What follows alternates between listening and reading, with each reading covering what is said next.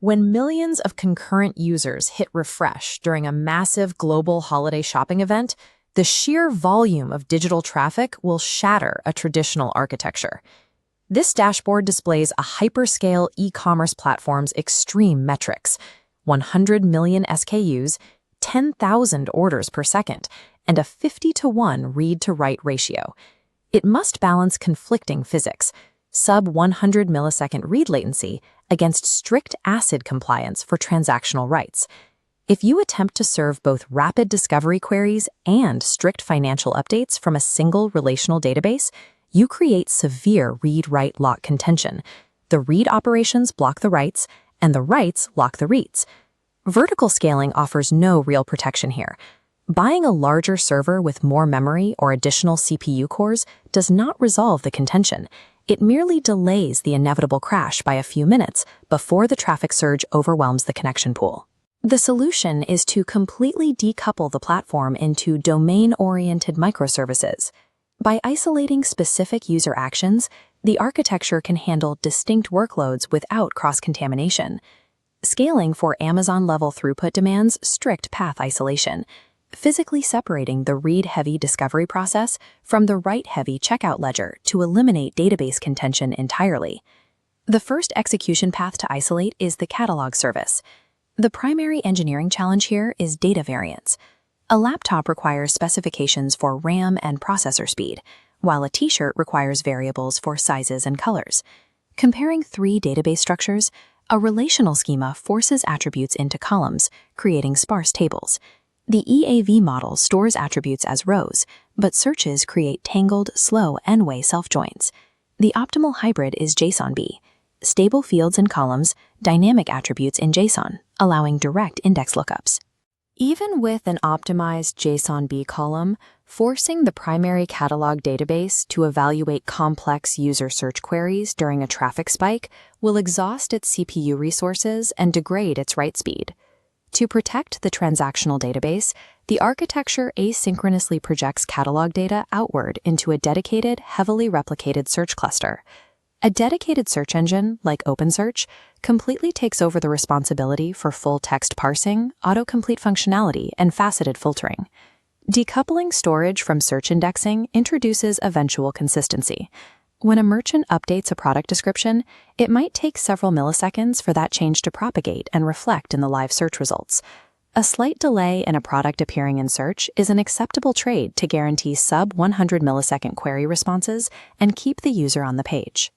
Optimizing the read-heavy path requires engineers to accept eventual consistency and offload query complexity to specialized search indexes, rather than over-engineering the primary database. Moving deeper into the user flow, the cart service faces a unique performance constraint. It must execute sub-millisecond reads and writes, as the user interacts with it on nearly every single page load. If the system wrote to a traditional relational database on every single add to cart click, the resulting disk I/O would drag overall platform performance to a halt. This Redis hash schematic shows how in-memory data stores handle high concurrency access. Modifying a cart quantity utilizes atomic operations. If a user rapidly clicks Add to Cart, Redis increments the quantity instantly, without fetching or locking the entire cart object, preventing race conditions. Notice the data modeling rule enforced here. The cart strictly stores product IDs and quantities. It explicitly excludes dynamic external data, like total inventory counts or prices. Storing prices directly in the cart creates a liability. If a promotional price expires between adding the item and checking out, the system will process stale, inaccurate data. Operating in memory requires strict governance.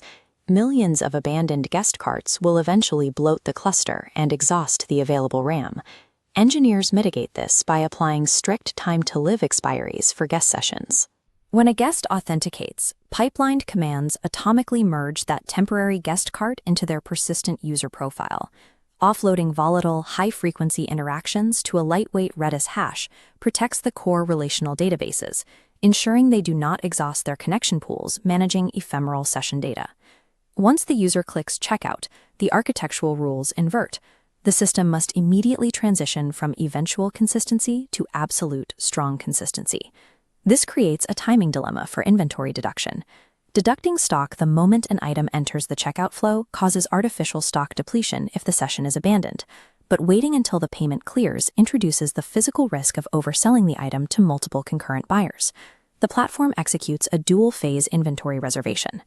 It initiates a temporary soft lock on the item in Redis, which only converts into a permanent SQL deduction once the payment gateway explicitly authorizes the charge. Because the order ledger, inventory counts, and payment data exist inside physically separate microservice databases, coordinating this transaction is highly volatile. This diagram illustrates the legacy approach to this problem, the two-phase commit protocol. A central coordinator attempts to lock the order, inventory, and payment databases all at the exact same time. While the coordinator holds those locks waiting for a response, all other incoming checkout requests freeze in a queue. Under heavy traffic, this creates catastrophic lock contention and collapses overall system throughput. Furthermore, a two-phase commit is fundamentally incompatible with external systems. You cannot force a database-level lock on a third-party HTTP payment gateway operating over the open internet. Applying monolithic, synchronous locking protocols to distributed microservices guarantees cascading system failures under peak traffic. This sequence diagram demonstrates the modern alternative for distributed microservices, the Saga pattern, specifically utilizing central orchestration. An orchestrated Saga breaks the checkout into local transactions. As each service succeeds, it triggers the next step. But if a failure occurs, like if inventory is reserved but the payment gateway declines the charge, the orchestrator detects the break. It immediately fires a compensating action. This pre-programmed workflow is designed specifically to undo the previous local transaction, releasing the reserved inventory and returning the system to a clean, consistent state. Network timeouts create hazards. Clients often retry checkout requests if connections drop.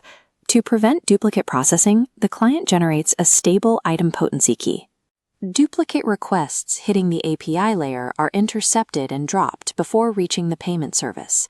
This ensures that even if a system crashes mid-recovery and the user forces a retry, resuming the Saga workflow will never charge the customer twice.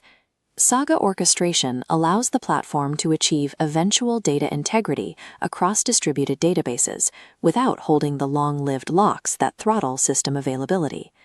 Here is the macro architecture blueprint of the entire system. There is no single best database for e-commerce. The left side defines the read-heavy discovery path. It prioritizes sub-100 millisecond latency by relying on denormalized search indexes and eventual consistency. The center houses the cart, operating entirely in memory to provide high-throughput volatility isolation. The right side secures the write-heavy transaction path. It is heavily orchestrated, utilizing durable relational databases, and strictly enforced by compensating event streams. This overarching design is called polyglot persistence, the strict discipline of matching the exact data storage mechanism to the specific access pattern of the domain. This decoupled complexity compartmentalizes risk. Individual teams can deploy updates, scale their specific services, or suffer a localized component failure without taking down the entire storefront. Ultimately, building for massive scale necessitates a transition to orchestrated, purpose-built microservices that handle specific domain constraints independently.